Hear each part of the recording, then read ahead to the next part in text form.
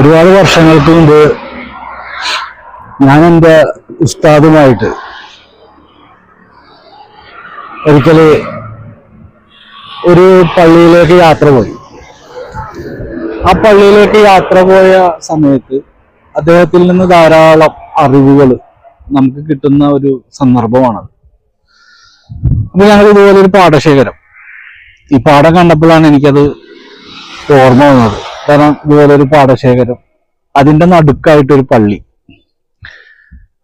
അപ്പൊ ആ പള്ളിയിൽ ഉണ്ടായ സംഭവം ഇപ്പോഴല്ല, 1992, 93 കാലത്താണ്. അപ്പൊ അദ്ദേഹത്തിന്റെ കൂടെ ഞാനിങ്ങനെ യാത്ര പോയി. ഞങ്ങളൊരു പാടത്ത് കൂടി ഇങ്ങനെ നടന്നു പോവുകയാണ്. അങ്ങനെ നടന്നു പോകുന്ന സമയത്ത് ആ പള്ളിയുടെ മുൻവശത്തായിട്ട് ഒരു വലിയ വൃക്ഷം നിൽക്കുന്നത്, ഒരു വലിയ വൃക്ഷം നിൽപ്പുണ്ട്. അപ്പോ അദ്ദേഹം അവിടെയുള്ള ആളോട് ചോദിച്ചു, ഇതെന്ത് വൃക്ഷമാണെന്ന് ചോദിച്ചപ്പോ അയാൾ പറഞ്ഞു, ഇതൊരു പായ്മരമാണെന്ന് പറഞ്ഞു. അപ്പൊ ഉസ്താദ് ചോദിച്ചു, പായ്മരം എന്ന് പറഞ്ഞു കഴിഞ്ഞാൽ ഉപയോഗമില്ലാത്ത മരം എന്നല്ലേ? അപ്പൊ ഈ മരം കൊണ്ടൊരു ഉപയോഗമില്ല എന്ന് ചോദിച്ചു. അല്ല, ഇത് ആളുകൾ കൊണ്ടുപോയിട്ട് തീപ്പെട്ടിക്കോലൊക്കെ ഉണ്ടാക്കാൻ വേണ്ടിയിട്ട് ഇതിന്റെ തടി ഉപയോഗിക്കാറുണ്ട്. അപ്പൊ ഏറ്റവും പ്രധാനപ്പെട്ട ഒരു സാധനമാണ് തീപ്പെട്ടി. നമുക്ക് എന്ത് സാധനവും ഒന്ന് കത്തിച്ച് എടുക്കാനായിട്ട് ഉപയോഗിക്കുന്ന ഒരു സാധനം. അപ്പൊ ആ കാലത്ത് തീപ്പെട്ടിയാണല്ലോ, ഗ്യാസൊന്നും അങ്ങനെ വന്നിട്ടില്ല. വിറകൊക്കെ കത്തിച്ച് വീടുകളിലൊക്കെ ഭക്ഷണം ഉണ്ടാക്കുന്ന ഒരു കാലഘട്ടമാണ്. അപ്പൊ തീപ്പെട്ടിക്ക് അന്ന് വളരെയധികം പ്രാധാന്യമുള്ളൊരു കാലഘട്ടമാണ്. അപ്പൊ അങ്ങനെ ആ തീപ്പെട്ടി ഉണ്ടാക്കുന്ന അതിന്റെ കോലായിട്ട് ഈ തടി ഉപയോഗിക്കാൻ പറ്റും എന്ന് പറഞ്ഞപ്പോ, ഇത്രയും നല്ല സാധനങ്ങള്, ഇത്രയും നല്ല ആവശ്യമുള്ളൊരു സാധനം ഉണ്ടാക്കാൻ പറ്റുന്ന ഒരു സാധനത്തിന്റെ, ഒരു വൃക്ഷത്തിന്റെ പേര് പായ്മരമാണല്ലേ? അല്ലെങ്കിൽ നല്ല സാധനങ്ങൾക്കൊക്കെ എപ്പോഴും ഒരു പായ്മരം എന്ന പേര് വരാറുണ്ടെന്ന് പറഞ്ഞു.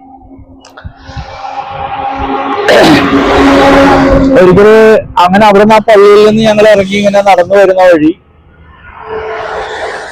ആ വരമ്പത്ത് കൂടി ഇങ്ങനെ നടന്നു വരുമ്പോ ഒരു പാമ്പ് ഇങ്ങനെ ചത്തു കിടക്കണേണ്. അപ്പൊ പെട്ടെന്ന് ഞങ്ങളൊക്കെ നിന്നു. പാമ്പാണല്ലോ, ചത്തു കിടക്കണേണല്ലോ. അപ്പൊ അദ്ദേഹം ഇങ്ങനെ അതിനെ നോക്കി കുറെ നേരം. അപ്പൊ ഞങ്ങളും ഇങ്ങനെ നോക്കി നിന്നു. എന്നിട്ട് പറഞ്ഞു, ഇതൊരു പാമ്പല്ലേ? സത്യം പറഞ്ഞ പാമ്പിനെ കണ്ട പേടി വരൂലേ? പാമ്പിനെ കണ്ട നമ്മൾ പേടിച്ച് ഓടൂലേ? നമ്മളെന്താ ഓടാത്തതെന്ന് ചോദിച്ചപ്പോ ഞാൻ പറഞ്ഞു, അത് ചത്തുപോയില്ലേ? അപ്പൊ അദ്ദേഹം ചിരിച്ചുകൊണ്ട് പറഞ്ഞു, ചത്തുപോയതാണോ സത്തുപോയതാണോ എന്ന് ചോദിച്ചു. അപ്പൊ ഞാനായ കൺഫ്യൂഷനായി. അപ്പൊ യഥാർത്ഥത്തിൽ അതിന്റെ ജീവൻ പോയത് കൊണ്ടിട്ട് അതിന്റെ ശരീരം അവിടെ കിടപ്പുണ്ട്. അപ്പൊ യഥാർത്ഥത്തിൽ ശരീരത്തെ അല്ല പേടിക്കേണ്ടത്, ജീവനെയാണല്ലേ എന്ന് ചോദിച്ചു. അപ്പൊ എത്ര വലിയ ഗുണ്ടയായാലും, എത്ര വലിയ പ്രമാണിയായാലും, എത്ര വലിയ അധികാരത്തിലിരിക്കുന്ന രാജാവായാലും ഭരണകർത്താവായാലും നമ്മൾക്ക് ആ സ്ഥാനത്തിരുന്നു കൊണ്ട് അവരെ നമ്മൾ ഭയപ്പെടുന്നു. പക്ഷെ അവരുടെ ശരീരത്തിൽ നിന്ന് ജീവൻ പോയാൽ ആ വ്യക്തിയെ നമ്മൾ ഭയപ്പെടുന്നില്ല. അപ്പൊ യഥാർത്ഥത്തിൽ അവരെ ഭയപ്പെടാനുണ്ടായ കാരണം ആ ജീവനാണ്. അപ്പൊ ആ ജീവന്റെ വില, ആ ജീവൻ എന്ന് പറയുന്നത് അല്ലാഹു തആല നമുക്ക് നൽകിയതാണ്. നമ്മുടെ വിശ്വാസപ്രകാരം അല്ലാഹു ഓരോ മനുഷ്യനും നൽകിയ ജീവൻ, ആ ജീവൻ ഓരോ ശരീരത്തിലും പ്രകടമാകുമ്പോൾ ഓരോ ജീവജാലങ്ങളും അതിൻ്റെതായ അവസ്ഥയിൽ മുന്നോട്ട് പോവുകയാണ്. അതിൽ നല്ലതും ചീത്തയൊക്കെ ഉണ്ട്.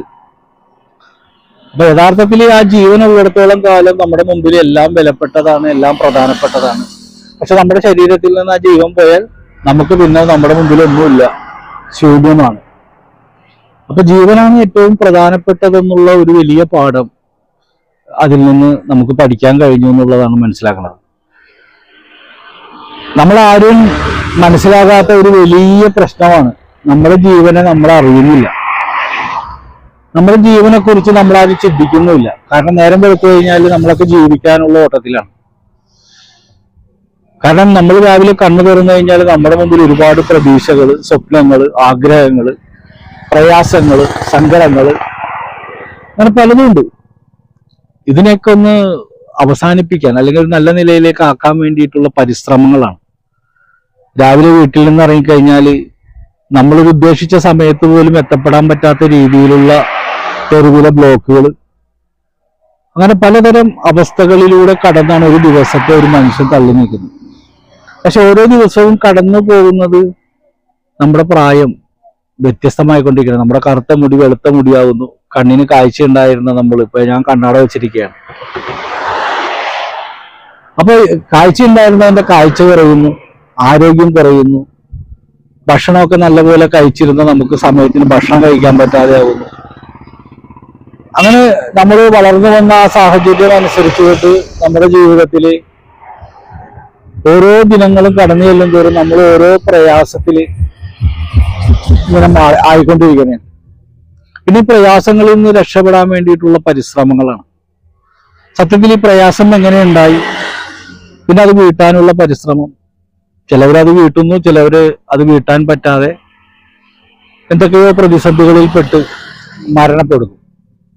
ഒരു കുടുംബത്തെ നോക്കാൻ വേണ്ടി ഇറങ്ങി പുറപ്പെടുത്തുന്ന ഒരാൾ, രാവിലെ ഇറങ്ങി പോകുന്ന ഒരാൾ വൈകുന്നേരം വീട്ടിൽ തിരിച്ചെത്തുമെന്ന് ഒരു ഉറപ്പില്ല. അപ്പൊ ഒരു ഉറപ്പുമില്ലാത്ത ഒരു ജീവിതത്തിൽ നിന്നുകൊണ്ട് ഒരുപാട് ഉറപ്പുകൾ സ്വപ്നം കാണുന്നവരാണ് മനുഷ്യനെന്ന് പറയുന്നത്. അപ്പൊ നമ്മളെപ്പോഴും എല്ലാം ശുദ്ധിയാക്കും. നമ്മൾ കുളിക്കും, പല്ല് വെക്കും, നമ്മുടെ വസ്ത്രം നമ്മൾ കഴുകി വൃത്തിയാക്കും. അങ്ങനെ എല്ലാം നമ്മൾ വൃത്തിയാക്കുന്നുണ്ടെങ്കിൽ എല്ലാ ദിവസവും രാവിലെ എഴുന്നേറ്റ് വൈകുന്നേരം വരെയും നമ്മൾ കണ്ട കാഴ്ച, നമ്മൾ പറഞ്ഞ വാക്കുകൾ, നമ്മൾ സംസാരിച്ച സംസാരങ്ങൾ, നമുക്കുണ്ടായ പ്രയാസങ്ങൾ, പ്രശ്നങ്ങൾ, നമ്മളോട് ആർക്കെങ്കിലും ഉണ്ടായ വിദ്വേഷ പക, ഇതൊക്കെ നമ്മൾ ഒരു ദിവസം തൗബ ചെയ്ത് ക്ലിയർ ആക്കാനായിട്ട് നമ്മൾ ആരും ശ്രമിക്കുന്നില്ല. കുറെ അങ്ങോട്ട് എത്തപ്പെട്ട് കഴിയുമ്പോൾ, നമ്മൾ വല്ലാത്തൊരു കുടുക്കിലൊക്കെ ആയി കഴിയുമ്പോൾ ഇതിൽ നിന്ന് രക്ഷപ്പെടാൻ വേണ്ടി ജ്യോത്സ്യന്മാര്, കണിയാന്മാര്, അതുപോലെ തന്നെ അസ്മാവിന്റെ പണിക്കാർ എന്ന് വേണ്ട സർവ്വ സ്ഥലങ്ങളിലേക്കും ഓടിപ്പായുന്ന ആളുകളെ നമുക്ക് കാണാൻ പറ്റുന്നുണ്ട്. എന്തൊക്കെയോ പ്രതീതികൾ പറഞ്ഞുകൊണ്ട് ഓരോരുത്തരും ഇങ്ങനെ ജീവിതമാർഗങ്ങൾ മുന്നോട്ട് കൊണ്ടുപോവുകയാണ്. ധാരാളം ആളുകളെ ഞാനും കണ്ടിട്ടുണ്ട്. പല അവസ്ഥകൾ പറഞ്ഞു വന്ന പല വ്യക്തികളെയും ഞാനും കണ്ടിട്ടുണ്ട്. നമ്മളാൽ കഴിയുന്ന പരിഹാര മാർഗങ്ങൾ പറഞ്ഞു കൊടുത്തിട്ടുണ്ട്. അതിൽ നല്ലതും ഉണ്ടായിട്ടുണ്ട്, ചീത്തയും ഉണ്ടായിട്ടുണ്ട്. അപ്പൊ നല്ലതും ചീത്തയില്ലാത്ത ഒരു അവസ്ഥ ഈ ലോകത്ത് എന്തായാലും ഇല്ല. ഒരു വേനൽക്കാലം ഉണ്ടെങ്കിൽ ഒരു വർഷക്കാലവും ഉണ്ട്. ഇന്ന് പച്ച പിടിച്ച് കിടക്കുന്ന ഈ പാടങ്ങളൊക്കെ നല്ല മഴയുള്ളത് കൊണ്ടിട്ടാണ് ആ പച്ചപ്പില് നമുക്ക് കാണാൻ കഴിയുന്നത്. ഇനി കുറെ കഴിഞ്ഞ് വേനലായി കഴിയുമ്പോൾ ഈ പച്ച പിടിച്ച പാടങ്ങളൊക്കെ ഉണങ്ങി കരിഞ്ഞു കിടക്കുന്നത് കാണാം. മനുഷ്യനും അങ്ങനെ തന്നെയാണ്. ചില സമയങ്ങളിൽ നമുക്ക് പച്ച പിടിച്ച അവസ്ഥയാണ്, ചില സമയങ്ങളിൽ നമുക്ക് ഉണങ്ങിയ അവസ്ഥയാണ്. അപ്പൊ ജീവിതം എന്നും പച്ചയായിരിക്കാൻ നമ്മൾ ആഗ്രഹിക്കുന്നു, പക്ഷെ ഒരിക്കലും അത് സാധ്യമല്ല. കാരണം നമ്മുടെ ആഗ്രഹങ്ങളും നമ്മുടെ ചിന്തകളും നമ്മുടെ പ്രവൃത്തികളും ഒക്കെ തന്നെയാണ് അതിന് കാരണം.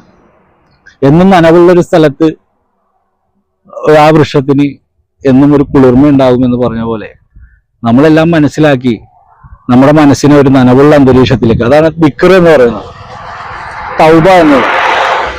അപ്പൊ ആ മനസ്സുകൊണ്ടുള്ള ദിക്റിനെ നമ്മൾ എടുക്കണം. നമ്മൾക്ക് വേണ്ട ഭക്ഷണം അത് ശരീരത്തെ നിലനിർത്താൻ, പക്ഷെ നമ്മുടെ റൂഹിനെ നിലനിർത്താൻ ദിക്ർ അത്യാവശ്യമാണ്.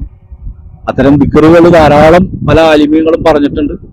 അതിൽ ഏറ്റവും പ്രധാനപ്പെട്ടതാണ് അസ്തഗ്ഫിറുല്ലാഹി, നമ്മൾ തൗബ ചെയ്യുക, പൊറുക്കലിനെ തേടുക എന്നുള്ളത്. അപ്പൊ ദിവസവും അത് വസ്ത്രങ്ങൾ കഴുകി ശുദ്ധിയാക്കുന്നത് പോലെ നമ്മളും രാത്രി കിടന്നുറങ്ങാൻ നേരത്ത് നമ്മളൊന്ന് കഴുകി ശുദ്ധിയാക്കണം.